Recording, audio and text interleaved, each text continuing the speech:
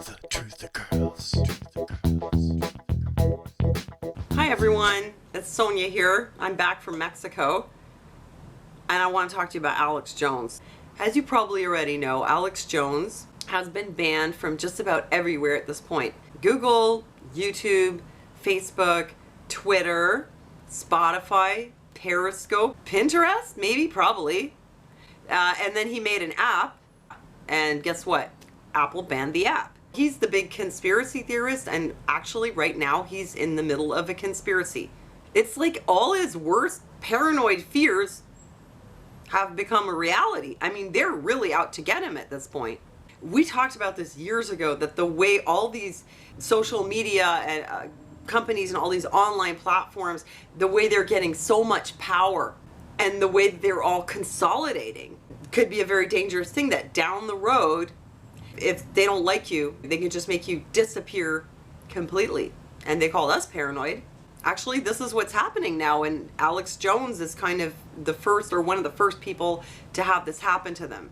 So it's a very important situation, because this could really set the tone for everyone down the road.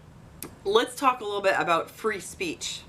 In America, your Constitution protects your free speech from being censored by the government.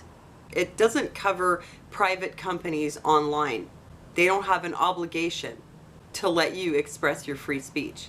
And it's got nothing to do with your constitutional right to free speech. It does have everything to do, though, with everyone's ability to express themselves freely, though, in general, whether it's the government censoring them or not. It feels like we're going into this world where actually we're less and less and less free. It feels like it was a lot more tolerant, let's say 10 years ago. Looking at the case here with Alex Jones, I'm thinking probably this has a lot to do with the fact that he's right now in the middle of being sued. He's the subject of a lawsuit by several of the family members of victims of Sandy Hook. They're suing him for defamation. The plaintiffs are alleging that Alex Jones does not believe the shooting was a hoax, and that he's only spreading these stories because they help him make money. Good luck to them doing that. How do you prove what somebody believes? Because you can't be sued for defamation for expressing your opinion, even if you're an asshole. Maybe some of these online companies could say, oh, well, we don't want him on here because we don't want to be associated with that. However, if a company can say, oh, well, this person's being sued for that thing they said, so we're not going to let them say anything else, is that going too far?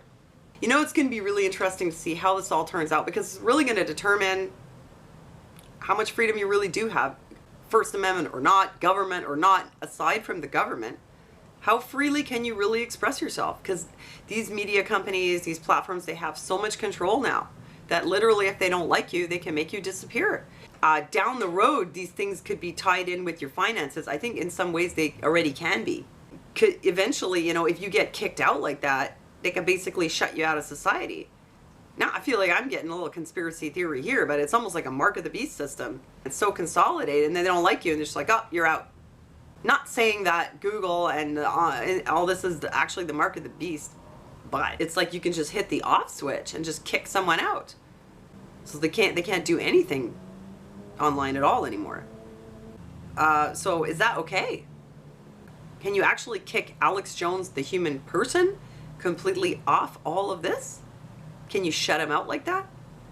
Look, the question here is sort of how much of an asshole do you get to be? Alex Jones isn't the only one.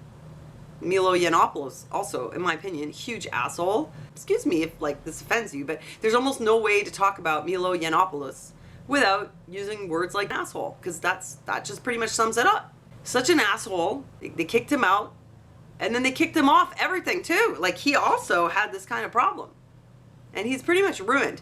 Alex Jones has like a huge following, and he has this website. He's also an asshole. I mean, oh, Alex Jones, bullshit. That pretty much sums it up. Very entertaining, though.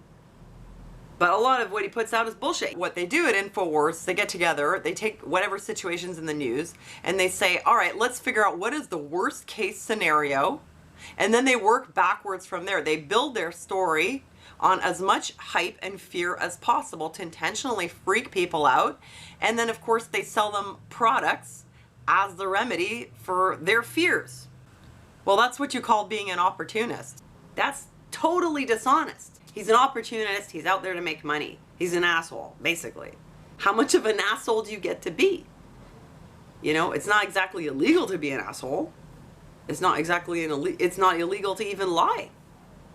It is illegal when you're defaming individuals, and I guess he crossed the line. Actually, the lawsuit isn't over.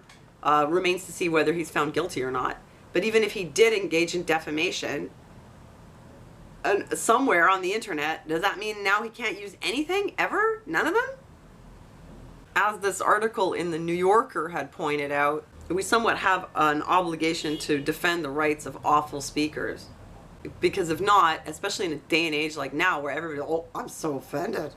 I'm offended. Get him out. Turn off the chip. Make him disappear. I'm offended. If people can do that, you never know if they're going to try to silence you. So even though I think Alex is full of shit, and he's an opportunist, and he's an asshole, and he just makes money off people's fears, he still has a right to sort of exist and do his thing. I mean, if there are areas where he crosses the line and it becomes illegal, those areas need to be dealt with. But to just completely make him disappear, I think it's a very dangerous thing if they let that happen, because it could happen to anybody. So I'm eager to see how this turns out. And I think that they should probably re-enable his access, even if he's an asshole. You know what, though? I gotta say, see, Alex Jones was making a lot of money selling products. You know, he'd have people come and then freak him out. And then he'd be like, yeah, but this is what you need here, you know, I got the remedy. Made a lot of money like that, millions and millions of dollars. I think sometimes when you run after money like that, though, like, you lose your integrity. I don't know if he had ever any integrity, but let's just say at the beginning he was very anti-war.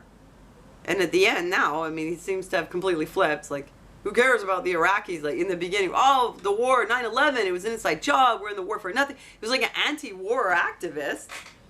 Turns out actually not. He's not an anti-war activist. He's just conspiracy theorist.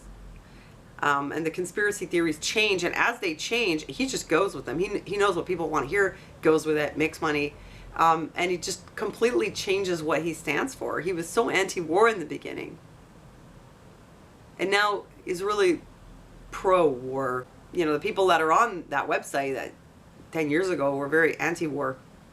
Get out of the war. We were in the war for false reason. Now they're all like, yeah, let's go over there, you know. The war. Do it. It's changed, and it just goes to show, like, Alex Jones, he just says whatever people want to hear.